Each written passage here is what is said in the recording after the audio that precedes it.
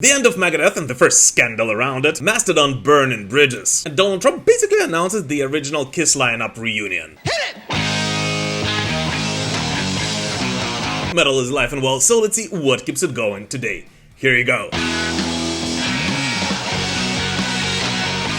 The Mastodon drama escalated.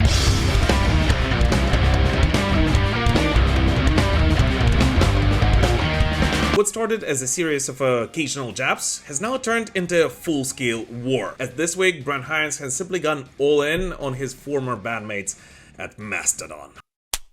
Yeah, there it is! Slapped you! You probably think I'm finished, huh? No, there's another one! Oh my god! In a recent series of social media posts, Brent tore into his former bandmates, saying that Troy Sanders and Brent Daler sound absolutely horrible and they're two people that can't sing, live or anywhere else in the world, clearly stating that everything they do, including what they do in the studio, is heavily auto-tuned. Commenting under a fan post praising his guitar skills in one of the old videos of him playing together with Mastodon, Hinds said, "My guitar sounds great, but Troy and Prawn," which apparently is a nickname for Bran, which I never heard before this post. But anyways, only I know who they really are. They are the biggest fans of themselves. I've never seen anyone in my life look in the mirror more than Troy Sanders. I've never met three people that were so full of themselves. It is disgusting. Brent finished a rather extensive post in which he also said, "These guys." Slap, slap, slap! And just a couple of days afterwards, we got a first response to the several accusations that sounded from Brent towards Mastodon from the band themselves, as Brent Daler offered a sly and a pretty classy response, simply reposting a fan's story in which he was called the best singing drummer ever, although he actually removed it a couple of hours afterwards. But anyways, it looks like the drama between Brent Hinds and Mastodon is escalating on a weekly basis, as pretty much every week we're talking about new and new accusations towards Mastodon from their former guitarist, which in all honesty is a very sad story. As first of all, well, it's pretty clear that the divorce between Brent and Mastodon wasn't as happy and mutual as the band tried to make it seem. And secondly, well, by making those remarks, Brent is clearly burning all of the bridges between him and his former bandmates, thus burying all the hopes of Mastodon fans for a reunion sometime in the future. And this by itself, well, I can't even imagine what kind of torture it is for all the longtime Mastodon fans.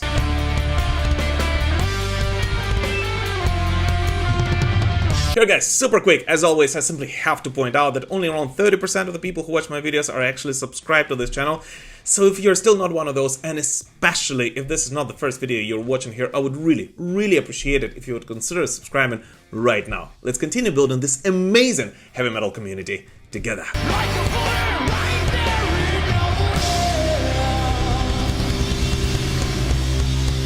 Robert Plant's Black Sabbath turned down.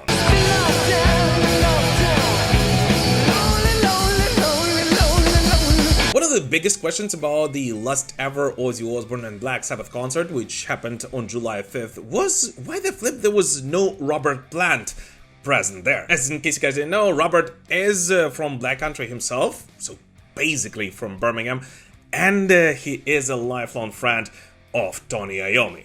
And according to his latest interview, which happened this week, Tony did actually invite Robert to participate in that concert, yet he politely decided to decline, saying, "Tony, I'd love to come, but I can't come. I just can't.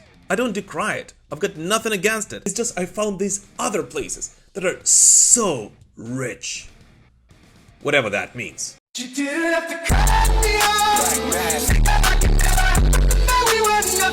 Well, in reality, by it, he most likely means rock and roll and heavy metal, and the new rich places refer to his acoustic endeavors and the upcoming studio album, which he is about to drop very soon. And which is, well, pretty understandable. Well, tastes do change, but still, it is kind of weird that a fellow Black Country native, born just a few miles from Birmingham in West Bromwich, who has long been seen as a part of the same musical legacy that produced Sabbath and Judas Priest, and who wasn't even asked by Tony to perform during that concert, just be present there, simply declined the offer, although he said that he, of course, watched it online together with his friends. But yeah, I guess musical tastes do change. And no matter what, I am actually rather interested to give a spin to Robert's new album titled Saving Grace, which will be out on September 26th, and see what rich places will this legendary former rocker take us on.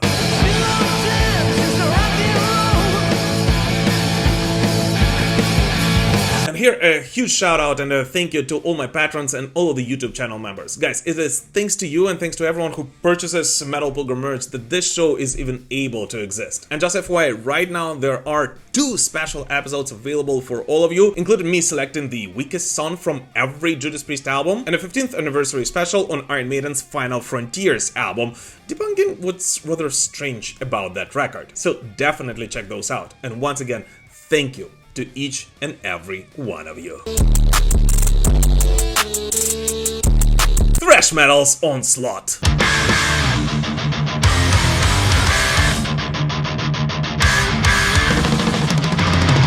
UK thrash legends Onslaught have officially reunited with their legendary vocalist Cy Keeler, marking his return after nearly 6 years away from the band. In search of sanity. Keeler's comeback kicks off on November 9th at the Damnation Festival in Manchester, followed by Onslaught's first ever Australian tour and then a massive 22-date European run in early 2026. Guitarist Night Rocket, of course, called it incredible to have Cy back in the band, and promised something very special for the band's fans. And Keeler himself said that it was a huge surprise for him to get an invitation back to Onslaught, and overall he's super excited to open the 3rd chapter of this story. In search of sanity. But the most interesting thing is that just a couple of months ago, Onslaught reminded about themselves with a brand new album titled Origins of Aggression. But Cy's return, at least to me, turns up the intensity tenfold. In the upcoming tour on which they will embark together will fuse tracks from their iconic debut Power from Hell, as well as the 40th anniversary celebration of The Force, promising a full-throttle setlist for all of the thrash metal fans. Overall, this year just keeps getting better and better for thrash metal. No, seriously, in all honesty, I simply cannot remember the last time we had so many incredible thrash metal news, reunions, and releases going one after another. And not only from the Bay Area School of Thrash, but literally from all across the world. And I don't know about you, but I simply love it. Trump and the Kiss surprise.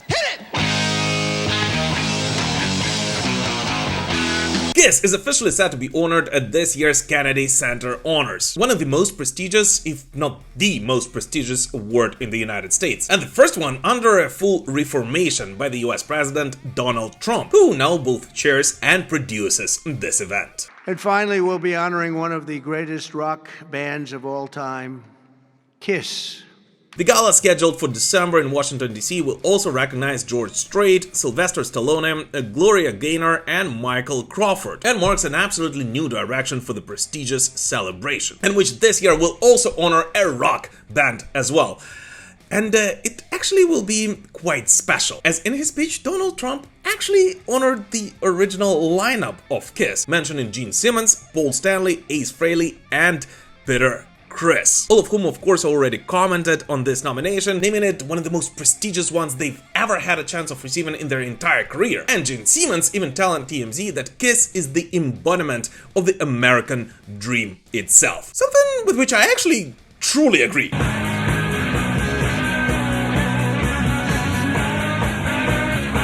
But the most interesting thing is that in his speech, Trump actually promised something extra special from the band in December. And given the fact that after their final tour, Kiss already announced some special concerts on their Kiss cruise, basically reuniting for another stage performance, but without makeup and the full-blown show. So the only thing that can actually be an extraordinary event for all of the Kiss fans is something that didn't even happen during their final ever tour, and the reunion of the original Kiss lineup, with Ace Frehley and Peter Criss reuniting with their former bandmates, which I guess we will find out if will happen very soon.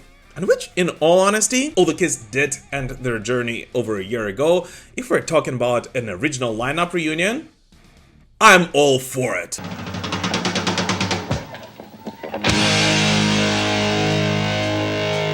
And now the time has come for your favorite part of the video, so let's take a look at 5 latest metal releases from this week, which although did not get their own segments in this video, are definitely worthy of your attention. British gothic metal pioneers Paradise Lost released their 3rd single, Tyrant's Serenade, as a preview to their eagerly awaited 17th studio album Ascension, out September 19th via Nuclear Blast. Produced by Gregor McIntosh and mixed by Lawrence McCrory, the upcoming album draws inspiration from George Frederick Watt's iconic painting The Court of Death to reflect its themes of silence, mystery, and transcendence in the face of mortality. And the new single off of it, in my opinion, is a great example of exactly why Paradise Lost fans love this band so much for so many years.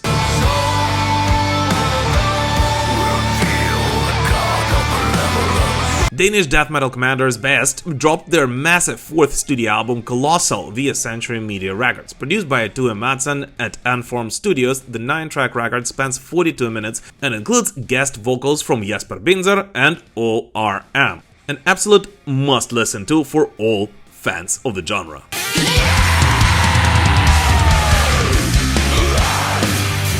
Dutch metal duo Martyr unveiled their new studio album Dark Believer via Roar Records, along with a video for its title track. The band describes the song as dark, mysterious, and heavy, combining crushing riffs, epic vocals, and relentless rhythm that channel classic 80s metal intensity. And that's exactly why it is so much fun to listen to it.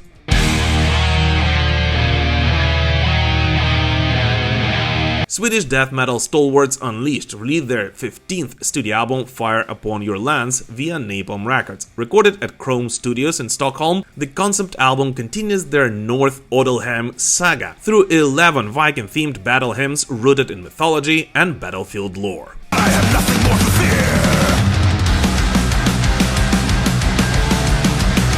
Progressive rock virtuoso Arjen Lucassen released the video for the 3rd single Goddamn Conspiracy from his upcoming solo album Songs No One Will Hear, due September 12th via Inside Out Music. The track makes a semi-humorous jab at conspiracy theories, from flat earth to fake moon landings, amid Lucassen's signature blend of powerful, epic, and playful songwriting within the context of an apocalyptic concept, 5 months left to live after an asteroid strike. And by the way, I actually had a pleasure of welcoming Arjen on the show and recorded an interview about this album, Judas Priest, the work he did with Bruce Dickinson, and a lot of other things, which will be out on the show in a week and a half. So definitely do not miss it.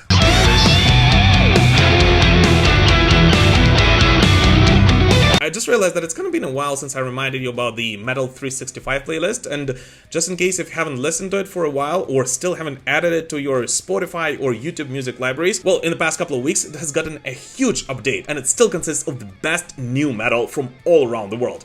So definitely check it out right after watching this video.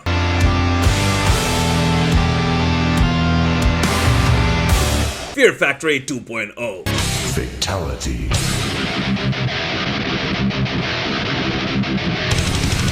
Fear Factory has officially finished recording their brand new album, the first one with the new vocalist Milo Silvestre and drummer Pete Weber. And it looks like it's actually coming sooner than we thought.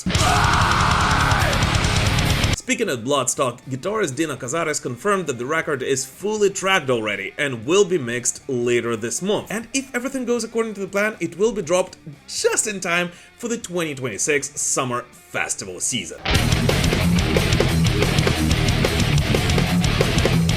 Cazares also opened up about the intense training Milo went through, from stage presence and media handling to surviving online criticism, which we know there was quite a lot of. But according to Dino, he knew Milo is the vocalist for Fear Factory right after the first rehearsal.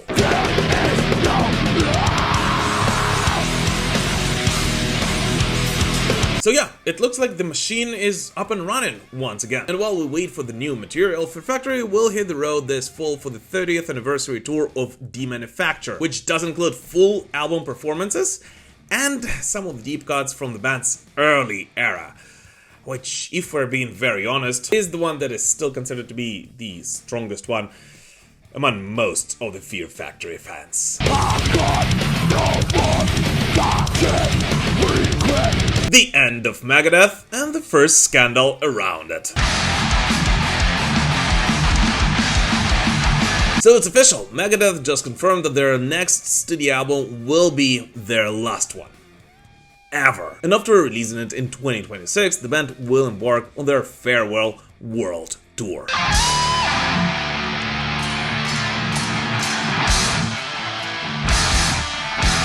Now, in case you guys missed what happened this week, Megadeth launched a mysterious countdown on their website, and after it ended, Dave Mustaine officially has won a prize for providing the most bittersweet news in the world of metal of the past month. On one hand, announcing a brand new Megadeth album, but on the other one, saying that this also will be the band's last one ever. And in the news broken by him via statement delivered in true Vic Rattlehead fashion, Dave said that if there was a perfect time to tour the world, it would be now, and that it is also a perfect time for him to tell us that it will be their last studio album, which, by the way, will be produced by Chris Rakestraw, who also worked on The Sick, The Dying and The Dead and Dystopia. And here's the thing, I actually made a rather extensive video about this announcement that also included an analysis of a couple of interesting hints and clues Dave might have left for us in the announcement video itself. So I'm not gonna go into the details of that announcement in this video, but you should definitely watch that one after watching this Metal Digest. But for now, I just want to point out that in the same announcement, Dave Mustaine also said that during their 40 years on stage, Megadeth have made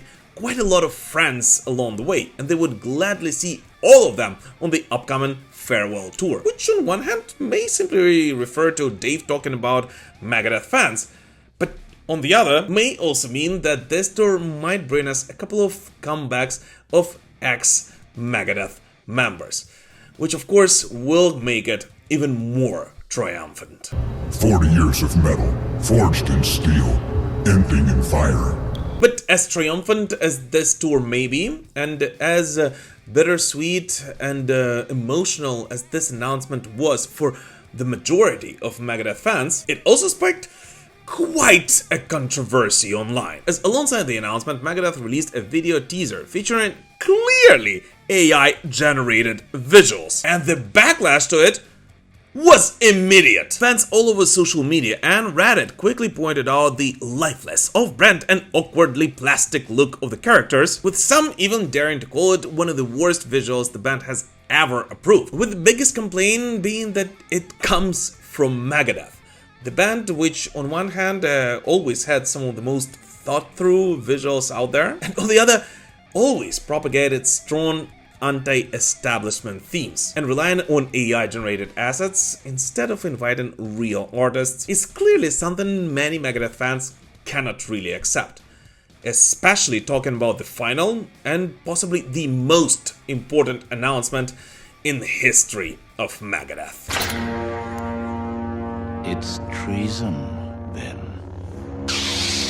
But the craziest thing is that if you think about it, this announcement is actually done in a very Dave Mustaine manner. I mean, this album is not even out yet, but it is already dividing the community. Some people love it, some people absolutely hate it. And the hype and tension around the record, which has not even been announced yet, is simply enormous.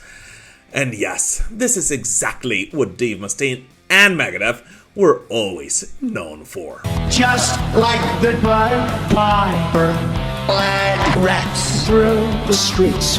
But anyways, what new music did you listen to this week? Please let us know in the comments. As always, thank you so much for watching this video, guys. Please don't forget to like it, comment under it, spread the word about the channel, and don't forget to join our communities on Instagram, X, Threads, Facebook, Discord, and pretty much anywhere else you can post content these days. Oh, and you might be wondering why I still have that vinyl record behind me. Well, that's because we still couldn't find the winner, Mr. Ilya K, who donated on the 24th of June, who has won that record. So Mr. Ilya, if you're out there, please reach out to me. And if I don't hear from you by next week, well, I kind of have to give it away to the person who donated the most to our fundraising campaign with Judas Priest. But for now, thank you so much for watching, guys, and we will prevail. Slava Ukraini!